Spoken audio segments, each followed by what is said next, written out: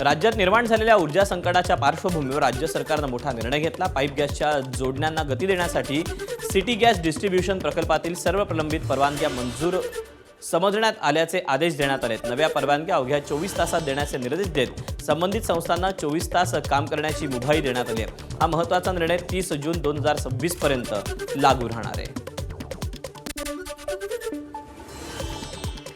केंद्र सरकारनं पुन्हा एकदा व्यावसायिक एलपीजी सिलेंडरच्या दरात वाढ केली आहे। आजपासून नवे दर लागू झालेत। 19 किलोग्रामच्या व्यावसायिक एलपीजी सिलेंडरच्या दरात तब्बल 218 रुपयापर्यंत वाढ करण्यात आली आहे। या नवीन दरांचा थेट परिणाम हॉटेल, रेस्टॉरंट्स आणि व्यवसायांवर होणार आहे। त्यामुळे आखातात सुरू असलेल्या युद्धाचा फटका आता व्यवसायावर आणि अप्रत्यक्षपणे सर्वसामान्यांच्या खिशाला देखील बसणार आहे। एका आठवड्यात सोन्याच्या दरात तब्बल 10,000ची उसळी पाहायला मिळाली। चांदी 20,000नी महागली। गेल्या 24 तासात सोनं 4,000नी वाढले आणि ते 1.5 लाखांच्या उंबरठ्यावर पोहोचलंय। सोनं 1,46,000वरून 1,50,000वर जाऊन पोहोचलं। दरम्यान जागतिक तणावाची स्थिती कायम राहिल्यास दरात चढ उतार सुरूच राहण्याची शक्यता जाणकारांनी व्यक्त केली आहे। शासनाने हॉटेलसाठी वापरल्या जाणाऱ्या व्यावसायिक गॅस सिलेंडर वितरणावर निर्बंध घातलेत आणि याचा फटका पर्यटन स्थळांवरील हॉटेल व्यावसायिकांना बसतोय।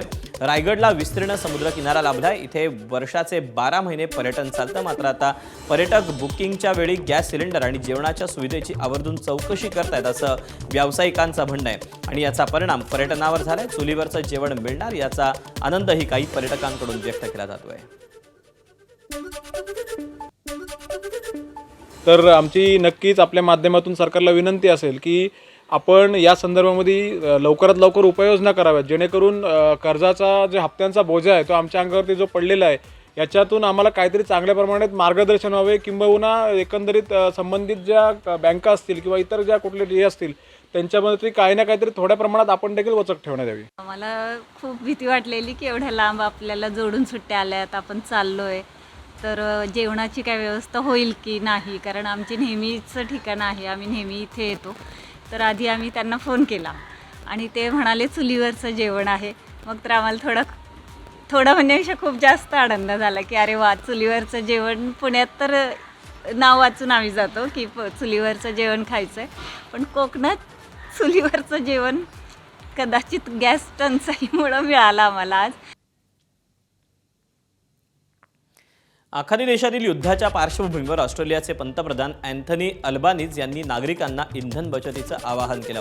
युद्धामुळे इंधन पुरवठ्यावर परिणाम होत असल्यानं शक्य तिथे सार्वजनिक वाहतूक वापरण्याचा सल्ला त्यांनी दिलेला आहे। इराणकडून अमेरिकन कंपन्यांना लक्ष्य करून हल्ल्यांची मालिका सुरू झाल्याची माहिती समोर येते। बहारीनमधील अमेझॉनच्या AWS इमारतीवर हल्ला झाल्यानं मोठी खळबळ माजली। या इमारतीत दळणवळण कंपनीचंही कार्यालय असून हल्ल्यानंतर अमेझॉनचं कामकाज पूर्णपणे ठप्प झालं।